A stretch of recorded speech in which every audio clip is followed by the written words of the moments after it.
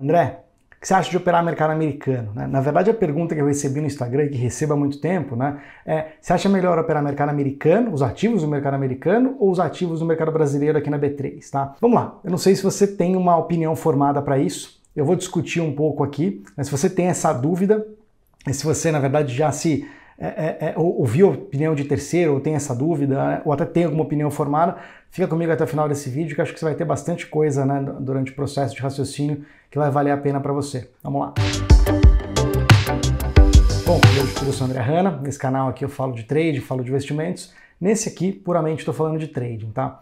A primeira coisa, muita gente associa o alto volume do mercado americano, o volume bem maior do que o mercado brasileiro, com um nível de oportunidades necessariamente maior, mais oportunidades, e uma qualidade de oportunidades melhor do que o mercado local. Tá? Eu vou começar de cara aqui, eu não concordo com essa afirmação, não necessariamente. Para alguns ativos, que a gente vai ver aqui ao longo desse vídeo, talvez isso seja verdade. Tá? Por que eu digo talvez? Porque eu não sou um profundo conhecedor da microestrutura do mercado americano. Tá? Eu conheço muito mais o mercado brasileiro. Mas muito provável que para alguns ativos o mercado americano é, de fato, muito melhor para se operar em termos de quantidade e qualidade de sinais. E você tem outros mercados que, na minha opinião, isso não é uma verdade, é uma opinião, é subjetivo, o mercado brasileiro é muito melhor do que o mercado americano. Vamos lá. Tá? Para começar esse vídeo aqui, tem uma falácia que o grande problema, tem uma série de vantagens de ter muita informação hoje na internet e tal, mas tem uma série de desvantagens. Uma delas é que qualquer pessoa vai lá e faz um vídeo e tal, e cria mitos ou dissemina mitos já existentes, antigos, disseminados por livros ruins do passado, que geralmente são escritos por pessoas que não eram de mercado, no passado. E vamos lá, tem uma ideia de que, qualquer técnica, não importa muito a técnica, e que um bom gerenciamento de risco é o que determina o sucesso. Na minha visão, eu tenho clareza de que o gerenciamento de risco ele é condição necessária, mas ele não é determinante. Ele sozinho, ele não implica diretamente sucesso no trading, não é ele sozinho. Mas sem ele você também não vai ter, sem um bom gerenciamento de risco. Ele é condição necessária, ele tem que estar lá, mas ele não é determinante, ele não basta, ele não é suficiente. Tá? E tem uma série de outras. Uma delas é você ter uma vantagem, ou seja, a forma de ter uma vantagem no mercado, de explorar, de ter clareza na vantagem, de conseguir capturar ela com clareza, de enxergar ela e do mercado te proporcionar, eu chamo aqui de você ter uma vantagem no mercado. Algumas outras pessoas chamam isso também, outras chamam de ineficiência e por aí vai. Mas se você ter uma vantagem clara. Alguns autores em inglês falam de edge, de vantagem, a tradução para vantagem. Cara, você tem que ter uma vantagem clara no mercado. Sem ela não adianta. Esse vídeo aqui não é para explicar sobre isso, mas assim, não adianta. Gerenciamento de risco sozinho, de novo, é condição necessária, mas não determinante. Não basta. Você tem que ter uma vantagem. E por que eu comecei desse jeito? Porque o que é uma ineficiência para mim? Tem várias. Eu não vou conseguir explorar todas aqui, talvez porque nem conheça todas, mas uma ineficiência no mercado, ela pode estar ligada à agilidade, você conseguir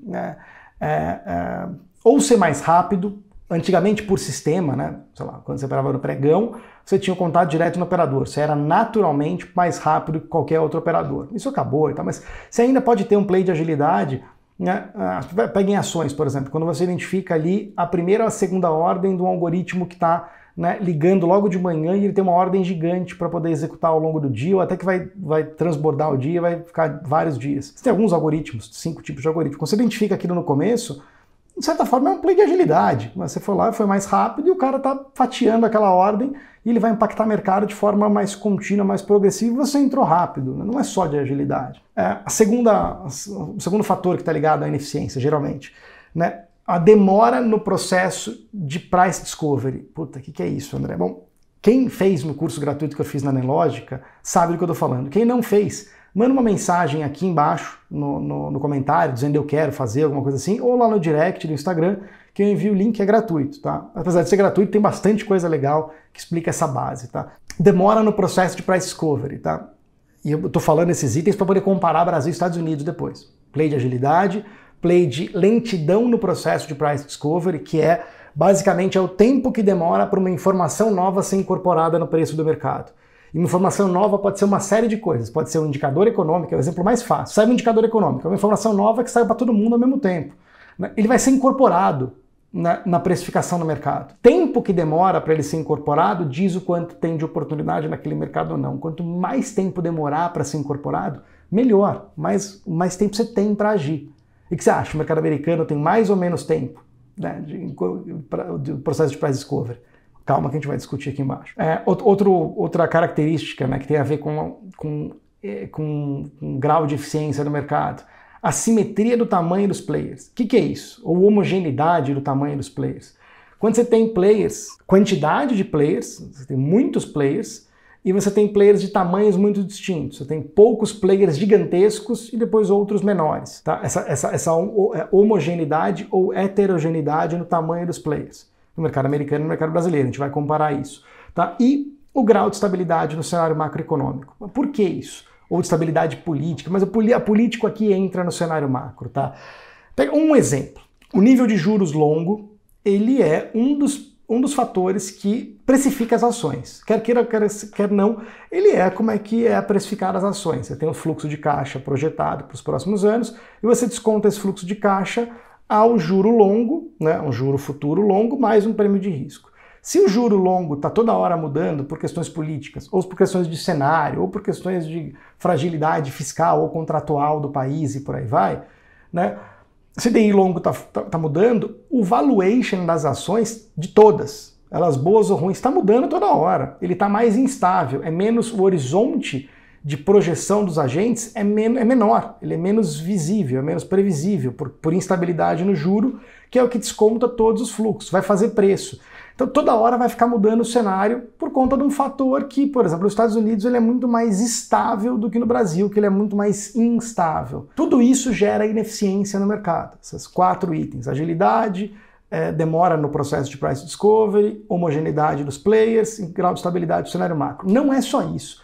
Tem mais diversos outros fatores que talvez eu nem saiba explorar. Tá? Alguns até sei, mas não cabe aqui, e outros talvez eu nem saiba explorar, mas está ligado com isso. Vamos lá, quando você vai explorar, agora vamos falar prós e contras do mercado americano e mercado brasileiro, tá? Contras do mercado americano, indo direto. É um mercado que, putz, cara, é o mercado mais arbitrado e melhor precificado do mundo. Melhor precificado não no sentido de que o preço está sempre correto, está sempre justo, mas é o que mais tem homogeneidade de players, divergência de opinião, maior quantidade de players.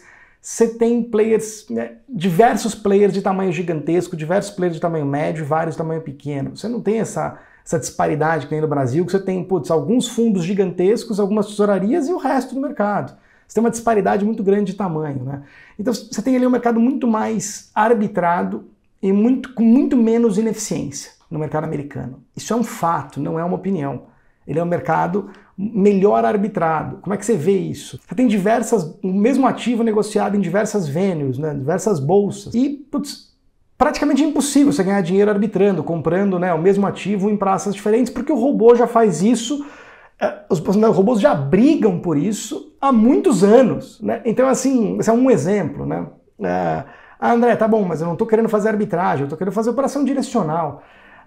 De novo, para o mercado subir ou cair, precisa vir algo novo para o mercado, informação nova para o mercado, e aí vem o processo de price discovery.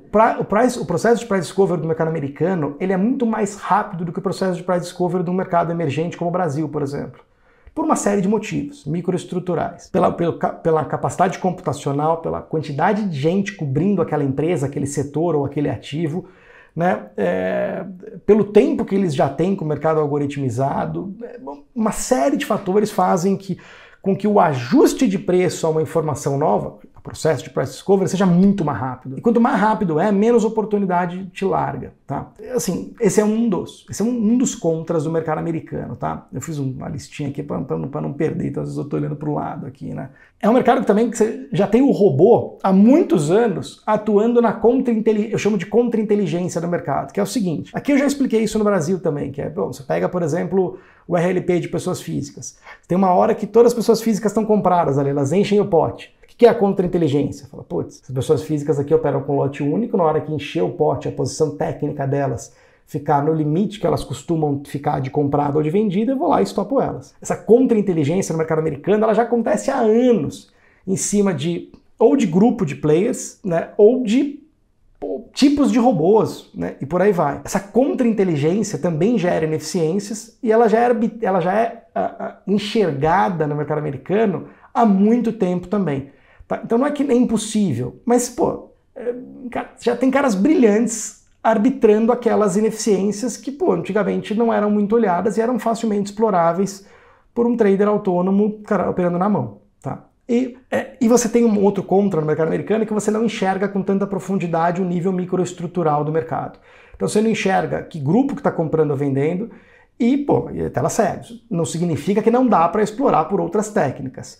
Mas quer queira, quer não, você está perdendo um grau de visibilidade, especialmente para quem está entrando, pondo o pé no mercado e dando os primeiros passos de leitura de fluxo. É um pouco mais difícil, não tenha dúvida, tá? E uma das comprovações, por exemplo, do que eu estou falando, né, uma evidência que até mesmo você pode comprovar, eu quando fui para os Estados Unidos em 2014, se não me engano, fui visitar a SMB, né, Capital, tá, do Mike Bellafiore, inclusive ele assinou o livro para mim, fiz uma entrevista com ele, tal. Uma pena que não está mais no YouTube, porque, né, quando eu saí da Scalper, eles decidiram tirar tudo do YouTube, mas estaria lá. E assim, pelo que eu li no primeiro livro dele, eles tinham em Nova York, né, uma sede com mais de 100 posições, que era um pouquinho menor do que a Interfloat, né, onde eu cresci, né, no Brasil, né, tinha 200, né, em todas as filiais.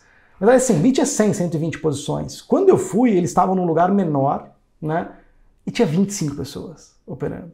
Na maior proprietária, na minha cabeça, a maior e melhor proprietária, vou dizer, do mundo, né, do mercado americano, né, de ações.